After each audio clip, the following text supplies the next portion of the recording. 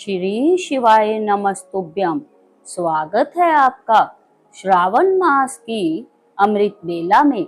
आज सुनेंगे श्रावण मास महात्म्य अध्याय 18 श्रावण शुक्ल दशमी तिथि का महात्म्य। भगवान शंकर ब्रह्मपुत्र सनत कुमार से बोले, अब मैं तुम्हें श्रावण शुक्ल दशमी तिथि के विषय में बताता हूँ, ध्यान देकर सुनो। श्रावण शुक्ल दशमी को व्रत का शुभ आरंभ कर वर्ष के प्रत्येक माह की शुक्ल पक्ष की दशमी तिथि को व्रत रखना चाहिए। इस प्रकार अगले श्रावण शुक्ल दशमी को उसका उद्यापन करना चाहिए। राजा को राज्य की उन्नति के लिए, किसान को खेती की उन्नति के लिए, वैश्य को व्यापार की उन्नति के लिए, स्त्री को पुत्र प्राप्ति हेतु तथा अन्य प्राणियों को धर्म, अर्थ तथा अपने व्यवसाय की उन्नति हेतु इस व्रत को करना चाहिए। इस व्रत को आशा दशमी व्रत कहा गया है। जिसको भी किसी प्रकार का दुख हो तो उसके निवारण के लिए श्रावण शुक्ल दशमी की रात को स्नान कर व्रत का शुभ आरंभ करे। रात को दशों दिशाओं को फूल, पत्ते, चंदन, जौ के आटे द्वारा अपने घर के चौक को अंकित करके वाहन सहित स्त्री चिन्ह द्वारा चिन्हित करके घी से तैयार किया हुआ नैवेद्य देकर अलग अलग दीपक देना चाहिए। इसके बाद ऋतु के फल देकर अपने मनोरथ को इस प्रकार स्पष्ट करना चाहिए, मेरी आशा पूर्ण हो, मेरा मनोरथ पूर्ण हो, मेरा कल्याण हो। इस प्रकार प्रति मास निरंतर व्रत करना चाहिए और ब्राह्मणों को दक्षिणा देनी चाहिए। वर्ष की समाप्ति पर इसका उद्यापन करना चाहिए। सोने चांदी की 10 दिशा रूप देवताओं की प्रतिमा बनवाकर अपने सगे संबंधियों के साथ स्नान आदि करके अपने घर के आंगन में भक्ति भाव से दिशाओं का क्रमशः आवाहन, स्थापन तथा पूजा करनी चाहिए। दिशाओं के मंत्र इस प्रकार है: इंद्री, दिशा, 10 दिशा रूप देवता, सुर तथा असुर, नमस्कृत। इस संसार का स्वामी इंद्र आपके पास निवास करता है, आपको नमस्कार करता हूँ। हे आग्नेय, अग्नि देवता के रहने से आप आग्नेयी कही जाती हैं। आप तेज रूपी पराशक्ति है, अतः हे अग्नि, आप मेरे लिए वरदायिनी हो।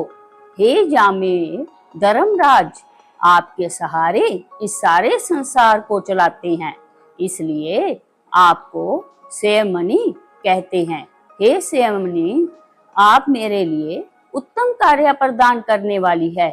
हे आशे, हाथों में खड्ग लिए अत्यंत विकराल रूप मृत्युदेव नैऋत्य स्थान में आपके पास निवास करते हैं, अतः आप नैऋत्य रूपा है। आप मेरी आशाओं को पूर्ण करे। हे वारुणी, भुवन के आधार तथा जल जंतु के अधिपति वरुण देव का निवास आप में है। हे वारुणी, आप मेरे और धर्म के कार्य के लिए तत्पर हो। हे वायुदेव, संसार के अधिकारक प्राण रूप वायुदेव से आप अधिष्ठित हैं, इसलिए आप मेरे आंगन में प्रतिदिन शांति बनाए रखे। हे कौवेरी, आप उत्तर दिशा में निवास करती हैं, कुबेर देव का निवास आप में ही है, इसलिए आप मेरे मनोरथों को पूर्ण करें। हे ऐशायनी, आप जगदीश शंभु से अलंकृत है। हे देवी, मेरे मनवांछित कार्यों को परिपूर्ण करे। आपको नमस्कार है, नमस्कार है। सारे विश्व के ऊपर निवास करने वाली सदैव कल्याणदात्री सनक, नंदन, सनातन और सनत कुमार आदि मुनियों के साथ रहने वाली आप सदा मेरी रक्षा करे।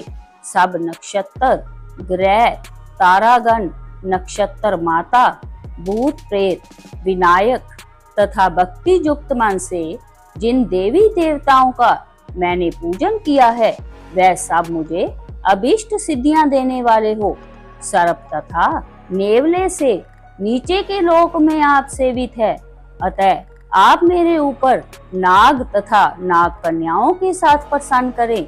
उपरोक्त मंत्रों को बोलकर पुष्प, धूप आदि द्वारा अर्चन करके अलंकार, वस्त्र और फल निवेदन करने चाहिए। रात को जागरण करना चाहिए। प्रातः काल दोबारा प्रतिमा की पूजा करके उसे ब्राह्मणों को दे देना चाहिए। इस विधान द्वारा अर्चन तथा समापन कर प्रणाम करना चाहिए। फिर मित्रों तथा बंधु बांधवों सहित भोजन करना चाहिए।